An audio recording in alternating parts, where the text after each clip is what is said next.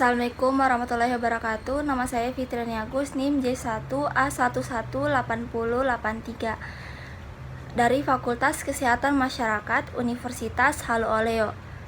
Di sini saya akan menjelaskan tentang uji kualitas air sumur dengan menggunakan metode MPN atau Most Probable Number. Pemeriksaan MPN ini yaitu pemeriksaan yang dilakukan untuk memeriksa kualitas air minum, air bersih, air pemandian umum, air kolam renang, dan pemeriksaan angka kuman pada air PDAM.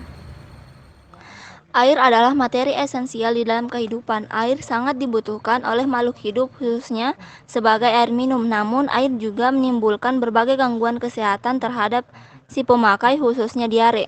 Oleh karena itu, air harus bebas dari pencemaran dan memenuhi tingkat kualitas tertentu sesuai dengan kebutuhan kadar di dalam tubuh manusia.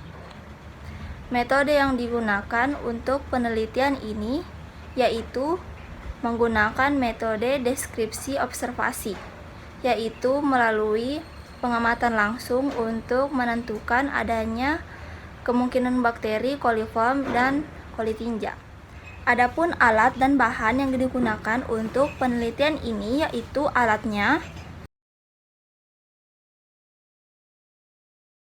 bahannya. Selanjutnya yaitu pelaksanaan penelitian. Yang pertama, pengambilan sampel. Siapkan wadah botol yang diberi pemberat yang diikat dengan kawat sebelum disterilisasi.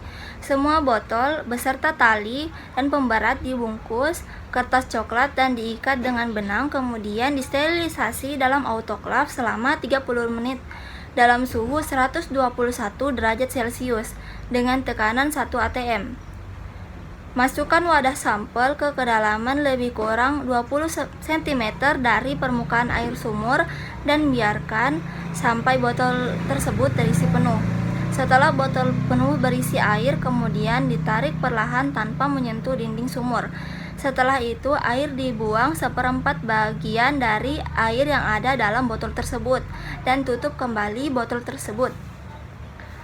Bungkus dengan kertas steril, ikat dengan tali pada bagian leher botol dan kemudian diberi label pada botol tersebut. Selanjutnya yang kedua yaitu cara pemeriksaan sampel.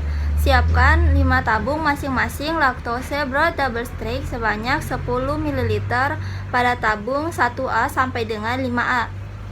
Kemudian disiapkan 5 tabung masing-masing berisi laktose broad single strike sebanyak 10 ml pada tabung 1B sampai dengan 5B.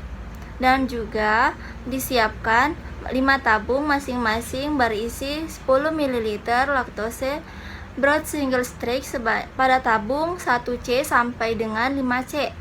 Tabung 1A sampai dengan 5A diinokulasi masing-masing 10 ml sampel air. Kemudian pada tabung 1B sampai dengan 5B diinokulasi masing-masing 1 ml sampel air. Dan juga pada tabung 1C sampai dengan 5C diinokulasi masing-masing 0,1 ml sampel air. Kocok tabung perlahan agar sampel air merata menyebar pada bagian seluruh media. Inokulasi pada suhu 35 derajat Celcius selama 24 sampai 48 jam. Amati masing-masing tabung untuk melihat ada atau tidaknya gas. Apabila ada gas, dapat membuktikan presumptif positif. Selanjutnya yaitu pembahasan yang dimana dapat dilihat dari tabel berikut.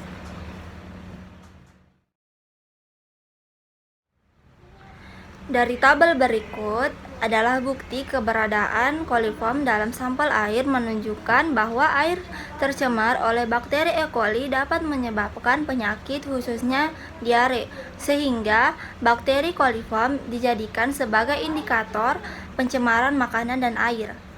Dapat ditarik kesimpulan bahwa banyaknya jumlah atau kandungan bakteri yang terdapat pada sampel air sumur gali tersebut kemungkinan besar disebabkan oleh jarak antara sumur dan jamban kurang dari 10 meter. Kondisi saluran pembuangan air limbah mampet dan kurang memadai, mengingat bahwa berbagai penyakit dibawa oleh air kepada manusia pada saat memanfaatkannya. Maka kehati-hatian dalam pengolahan dan pemanfaatan air untuk kehidupan sehari-hari sangat diperlukan.